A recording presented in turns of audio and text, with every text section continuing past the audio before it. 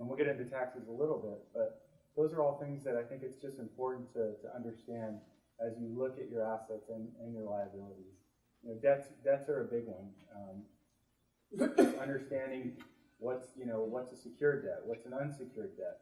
Those are big differences also. And then I'm just gonna, I don't want to be too long-winded here, but also checking the beneficiaries of your retirement accounts. That's another very important tool, and it kind of goes to the whole pension idea. But if you have an IRA or a 401k or one of those retirement, it's such an important designation to put a beneficiary. You don't want to put that off. There's somebody that you would like to have this money if you're not here to use it yourself. It could be, that's the beauty of it. You can name anybody, really. You can name a charity. As long as you name somebody. If you don't, it's a very, it's just an awful process to have that go taxable through. to your estate If it's in a retirement account? I think there's some, yeah. Yeah, retirement accounts are taxable as part of your estate. Mm-hmm. And that's something you have to calculate as part of your net worth when you're looking at that. I've also found recently when the husband and wife had the title to their home in a certain method, I think it was like joint tenancy or something, where according to California law, you were supposed to have community property, and it caused a giant issue where that when the husband died, the wife thought she was going to get 100% step up on the basis, and it turned out it was only 50%, and it was a very expensive process to have to go through. So that's something to look at ahead of time that you might not even realize. When you bought the house so many years ago, you just took something for granted, and your estate planning attorney needs to be informed about the way the title's held.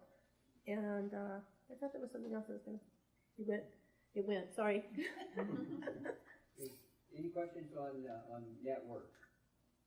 Could you just go over that again about joint tenancy versus income? I'm not exactly sure on the whole procedure about it, and that's something to talk to your attorney about. But I believe in that case it was something where it was joint tenancy versus community property is the way the title was held. There was some problem with that where it would only allow a 50% step up in basis at death instead of the 100% that you would expect in California. I'm really, could you just tell, I'm sorry, go over the step up in basis. Oh, okay, in California, when a married couple owns a home, and they bought it for $40,000 years and years ago, and then the husband dies, and now the wife inherits the husband's half. His half would get an increase to the current fair market value. Like when the mayor talks about the house is worth $700,000 now. If she sold the house the next day, there would be no tax. But because it was only a 50% step up in basis, California gives you a 100% step up at death. She was going to end up having to pay tax on that 50%. Make sure the title is properly according to what your attorney tells you. I don't want to give attorneys advice. We'll get into that more next week on the estate planning side of things. One thing I'd like to add, just as a footnote to what Chris was saying about beneficiary designations, please do not name your estate as your designated beneficiary on life insurance or IRAs or whatever. What you've just done by naming my estate or the estate, you've taken an asset that would have otherwise avoided probate and forced it through probate. Again, talk to your attorney, have an attorney, penny wise and pound foolish. Yes, you'll be gone and you won't care, but your family's going to suffer financially. Yeah, Eric, I think it's worth mentioning, I've seen some families where they just name the oldest child as a beneficiary also, and it's like, yeah, we'll just let, Johnny deal with it and distribute it to the children. And that's another, that's just another headache. And don't do that. Yeah, no, that's definitely something that you should have a plan with, and not just put it on one person, because there's consequences. There's consequences for them distributing that that you may not be aware of. So definitely get counsel on making that designation.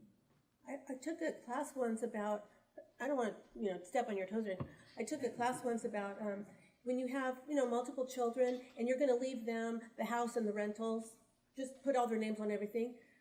They might not want to all stay on title together for the rest of their lives and their children's lives. So instead, give them the option to talk to the attorney about refusing the gift and taking 100% of something else instead. Because once they've got their name on title, and then they decide, you know what, buy me out, I don't want to stay with you, then it gets a property tax increase.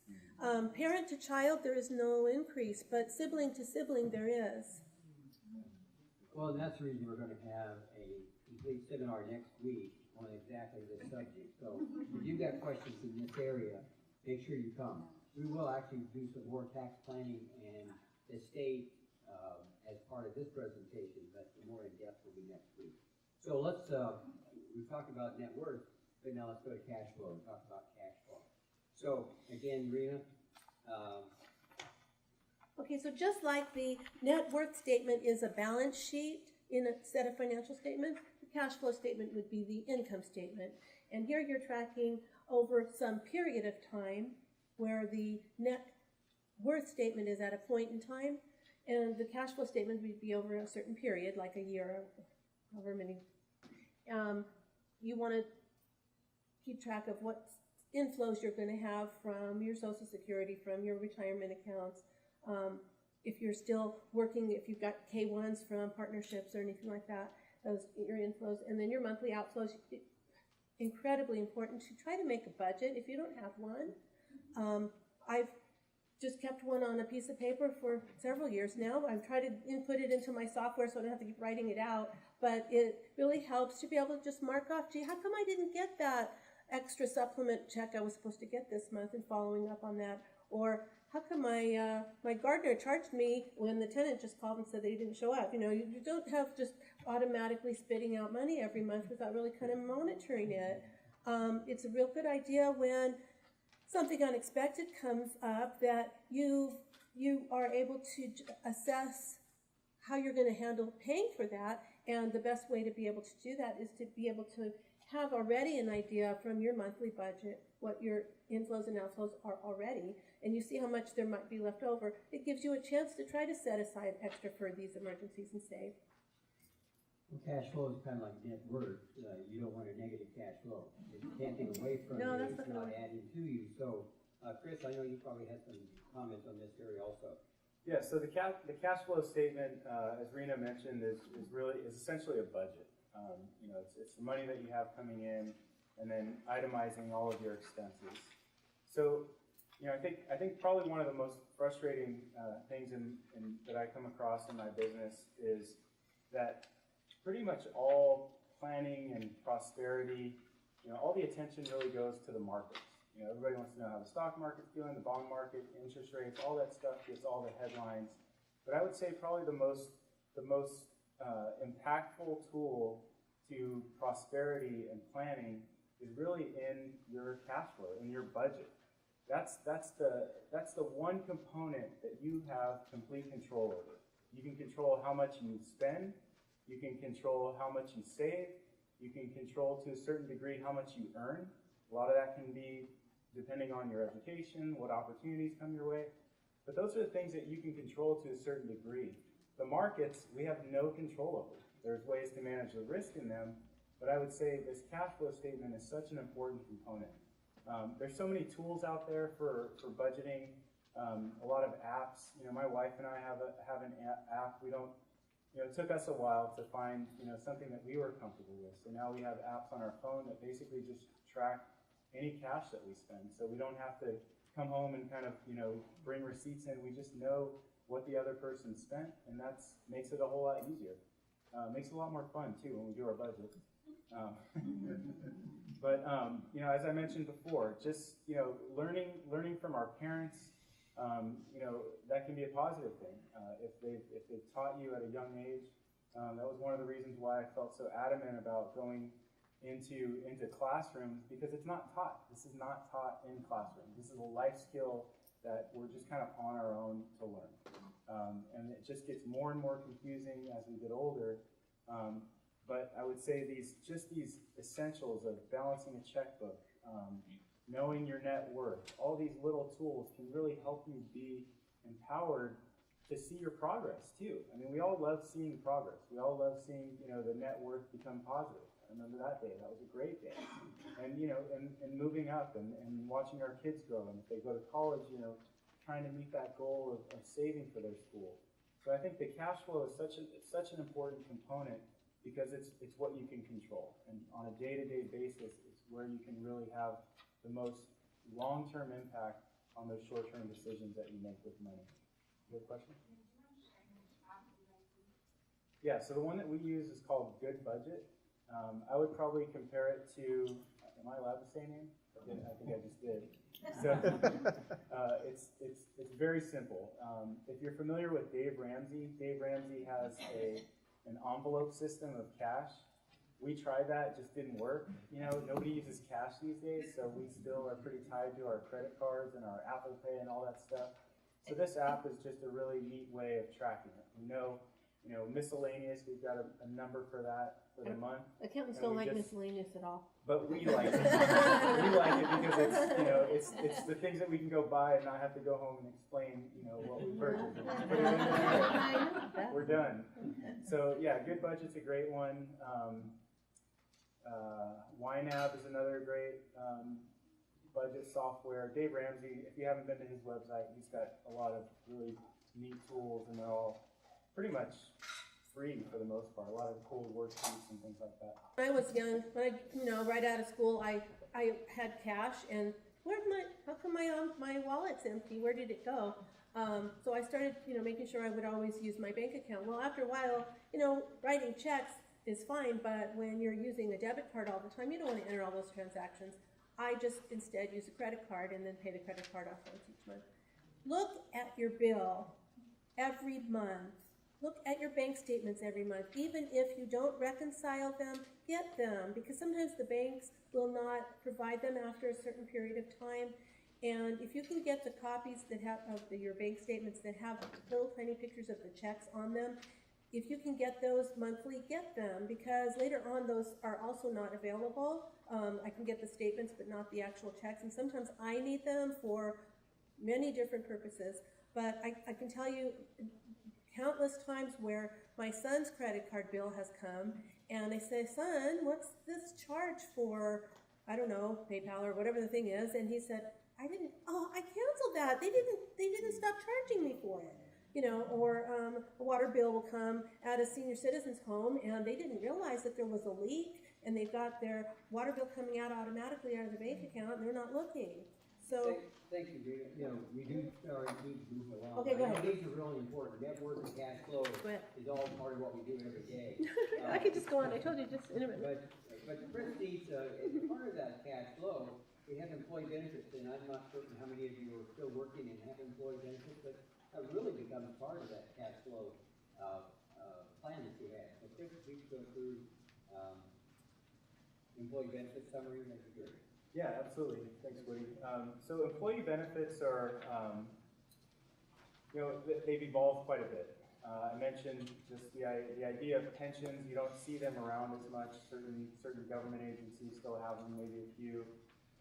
Bigger companies or maybe even some nonprofits have pensions. But I would say just over the last 20 years, the real burden of saving for retirement has fallen on us.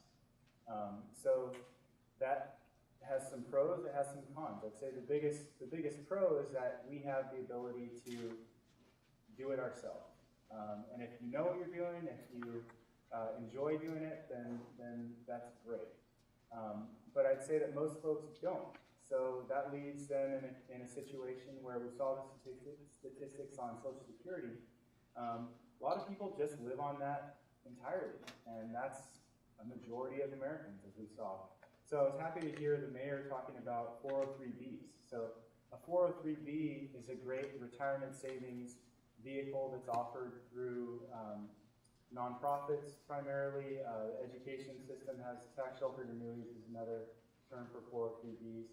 But it's essentially the same thing as a 401k. If you work in the private sector, a 401k is basically your employer retirement plan, meaning that the money that you make, you can contribute a portion of into a plan that will ultimately be yours to be able to be used in retirement.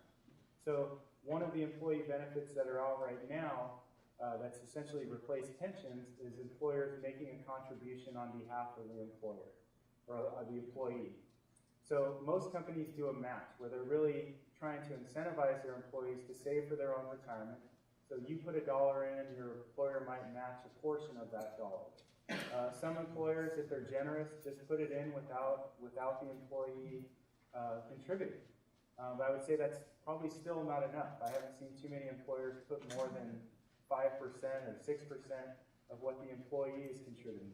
So that's an employee benefit. So if you're not contributing to get a match from your employer, you're really missing out on an opportunity.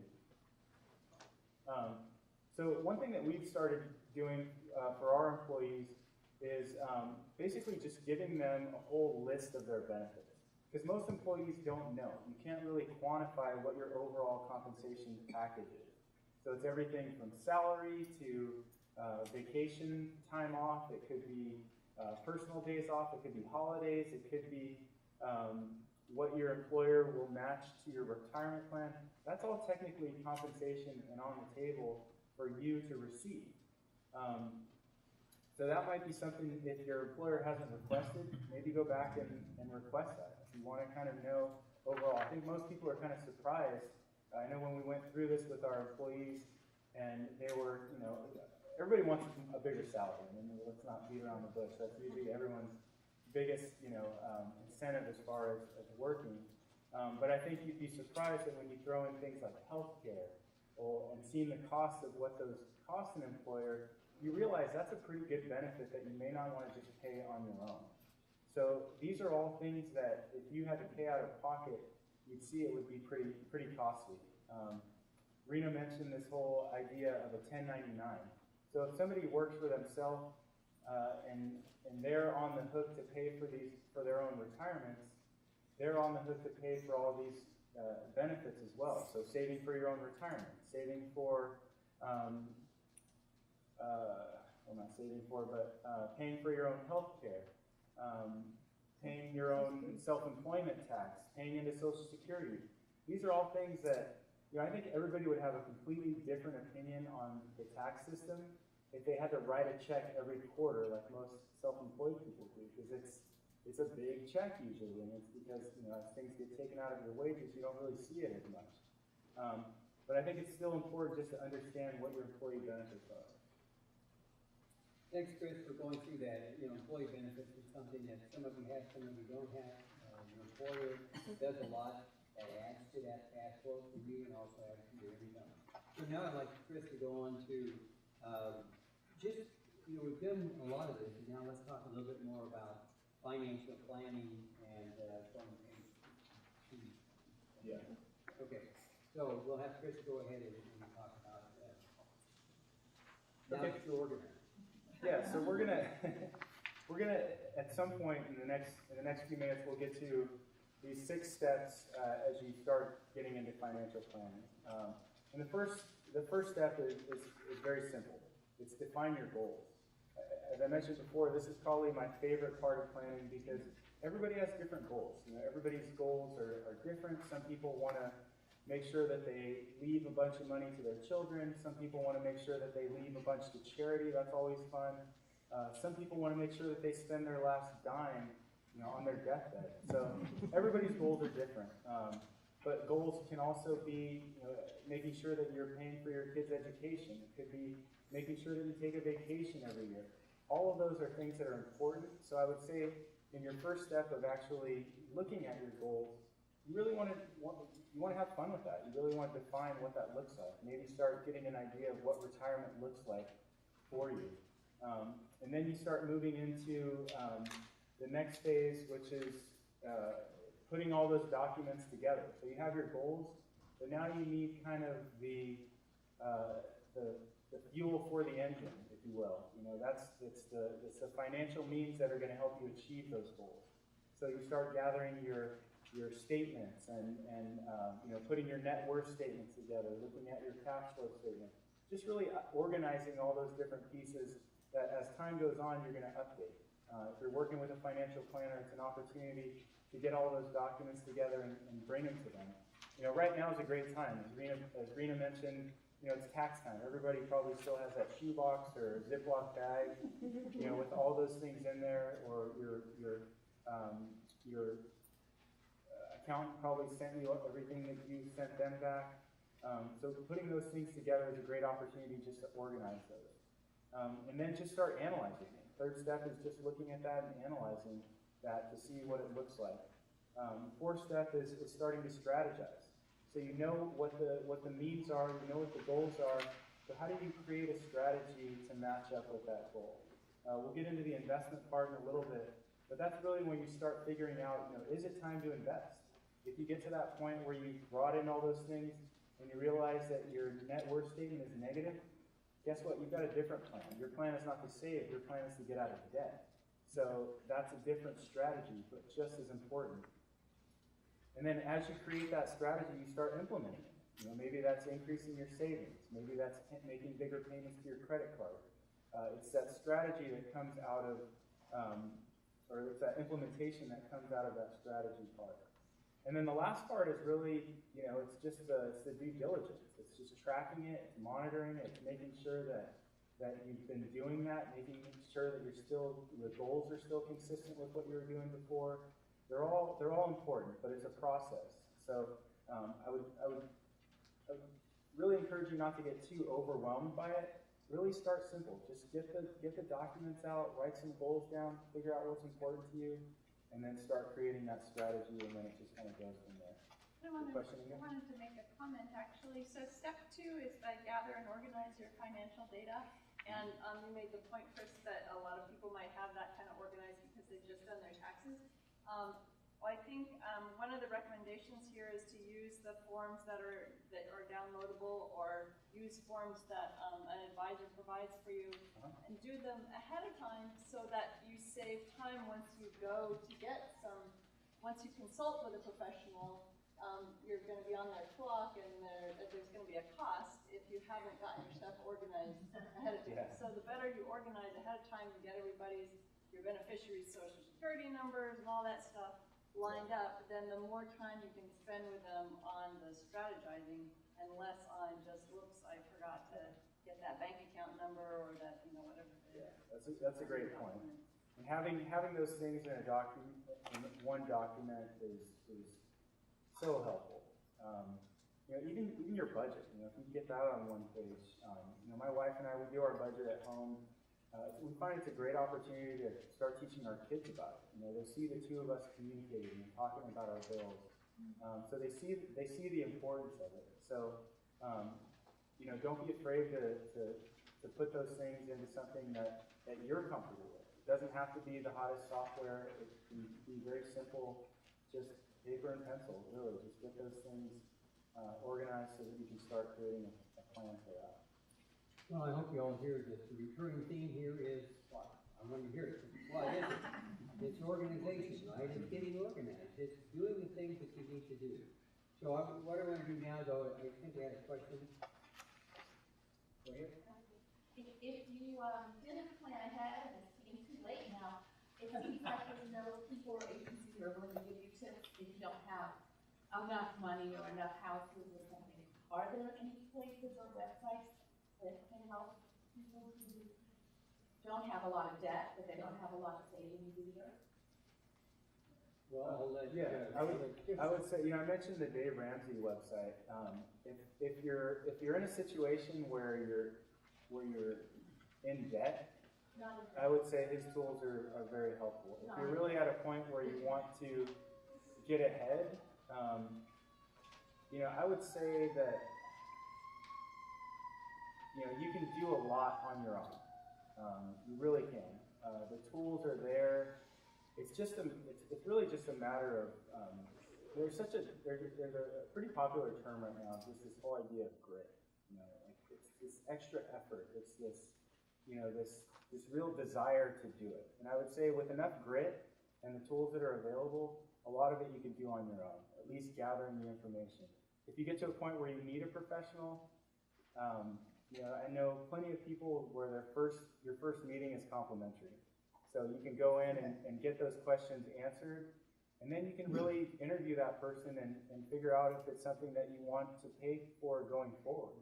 And I would say it's money well spent.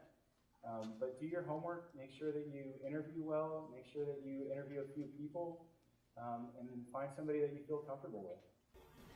Well, that leads us actually to our next slide, which is financial independence and retirement, because that's exactly many people, young and old, never want to think about retirement.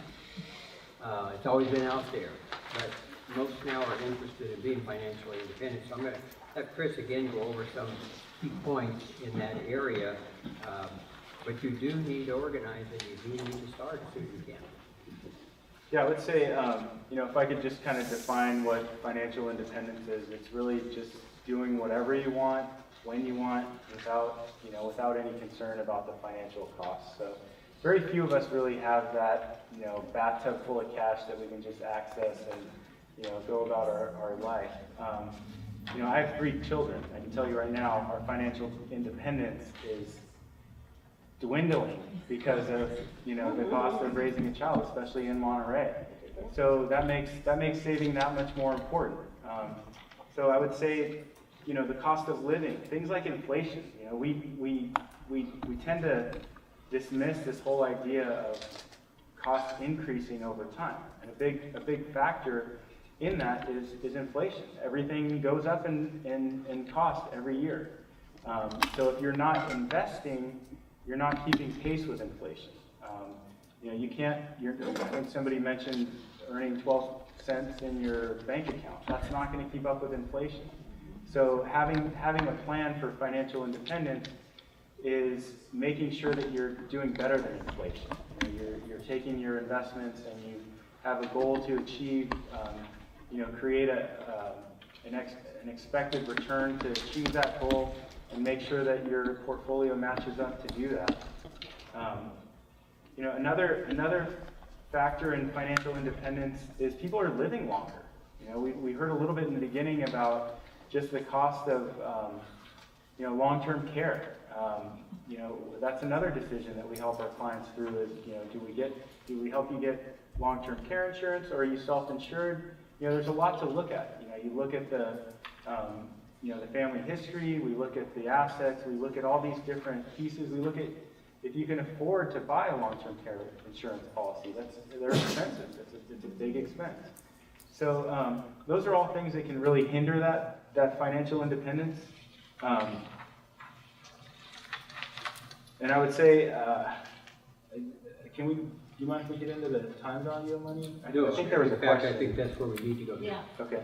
My question actually has to do with the time value of money and saving for retirement. Okay. I often find myself somewhat dejected when I look at numbers like property values and how, my parents could buy a house for $40,000 and I can just kiss that dream goodbye because it's $400,000 now, so it's never going to happen.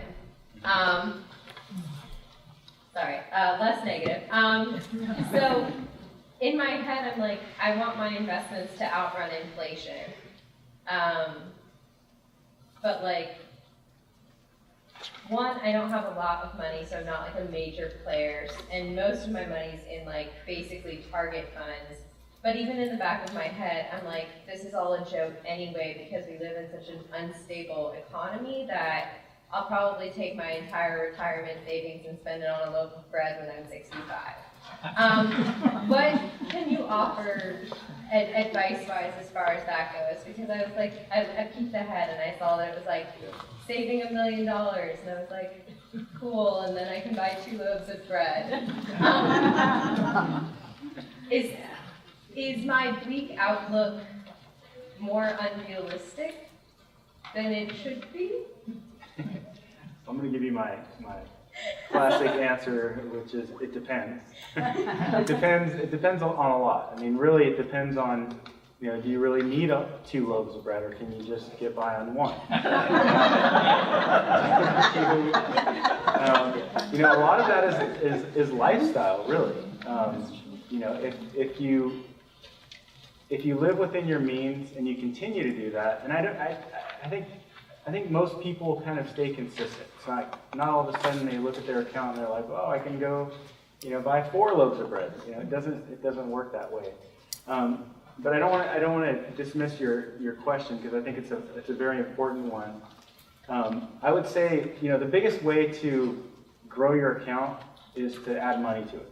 That's the obvious way to increase the value of your account. So the discipline of saving is so important. I'm happy to hear that you're doing the target funds, because that's a great way to do it without needing to have a whole lot of knowledge on investing.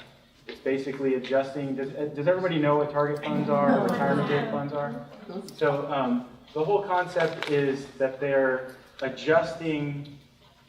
There's a portfolio that's invested based on either your risk tolerance, or your age, or your target retirement date.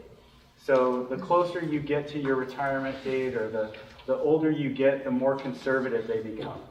So it's a way to just put money away and just know that it's going to be kind of adjusting to how you should be investing, or as an investment professional. So maybe this goes back to your question also, whereas if you don't know a whole lot about investing, these are some things that you can do. But I'd still caution you on those, because sometimes they can be really expensive. And you always want to at least kick the tires on fees, because the higher fees you pay, the less performance you're going to get in that fund. So Vanguard has some great products out there. Fidelity has great products, and they're all things that you can buy directly. So the whole time value, though, I would say, starting early and just being disciplined and saving. Those are really the most important ways. I want to get into one slide. 60. Okay.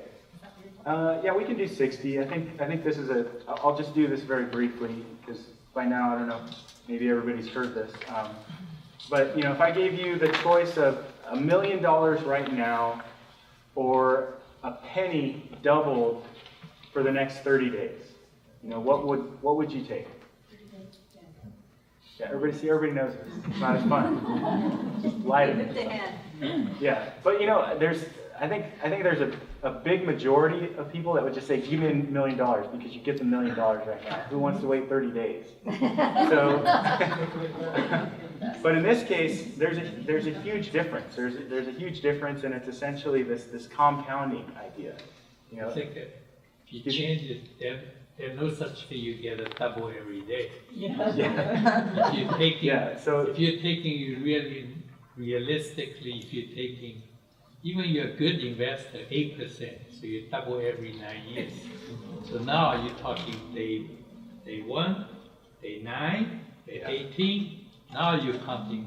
If you count to 30, that's 180 years. So now it's 180 years. So on your 180th birthday, you party.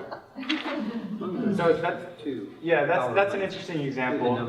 And this next example might be a better one. Maybe you've seen this, but if anybody's not familiar with Roth IRAs, it's a great retirement vehicle. It's not available to everyone. There's income requirements, and I won't get too much into the details on that. But this is a kind of an interesting one. So if anybody has kids in the room, 16, 17-year-olds, if they're working, this is a great way to introduce them to saving, and saving for retirement specifically. So in this case, there's a child at 17 that basically starts saving $5,500 a year all the way to age 30. So for 13 years, they save $5,500 a year, and it's invested in an S&P 500 fund. So just investing in the stock market, or at least the 500 biggest stock traded on the index. So the rate of return, it's not smoke and mirrors. This is basically just an 8% rate of return, which happens to be around what the stock market has done historically. So at age 65, if that child stopped, it wouldn't be a child at 30, but if they stopped at age 30 and never contributed another dime to that account, at age 65, they would have over $2 million. So that goes back to the whole time value of really just starting early. The flip side of that would be somebody that started a year later. Just somebody that started at 18 rather than 17, their account would be $151,000 less. So just that 1 year of growth over that time period is pretty significant. But let's say somebody just waited until they were 30 and they contributed the $5,500. They would only have 1.2 million. So the benefit of starting early is the real benefit. But I would say the benefit on top of that is just a consistent saving. You know, most people don't stop saving at 30 and just say, okay, I'm going to sit back and let the market do it. No, you're going to continue saving so that maybe you can bring that retirement age down earlier. So there's a lot of different tools that you can use. Is there a question in the back? What is the minimum age you can open one for your child? So it's not really an age. It all comes down to earned income. So it's basically income from working. So like I have a 4-year-old, a 9-year-old, and a 12-year-old. Each of them, if they were working, and they're all looking for jobs, keep that in mind.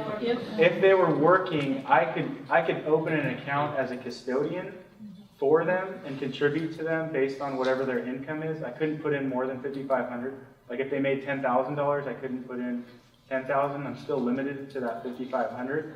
But it's technically their account. It's under their social security number, and then when they reach adult age, they can basically take it over. So it's not an age issue, it's really more an income qualification issue. Let's go to 62. Question? When you said that was, you know, if you added it into adult for IRAs, Roth IRAs, 18? Yeah, 18. So even if he's over 18, could the parents still put money into a Roth IRA for him? As long as that child or adult child has earned income and they don't exceed the qualification. Like let's say they're single, I think the amount, I don't have it, you might know this, I think it's around 120,000 for a single individual, that if they earn over that, they can't. It gets phased out if they could. Yeah, it gets phased out. But to answer your question, you could do that, but then it gets into a gifting question also. So as long as they had $5,500 of earned income from working and were paying taxes on it, then you could make that contribution for them, but you also have to make sure that you're not gifting them another $8,500. You can't gift more than $14,000 a year to an individual, otherwise you have to file a gift tax. Got it.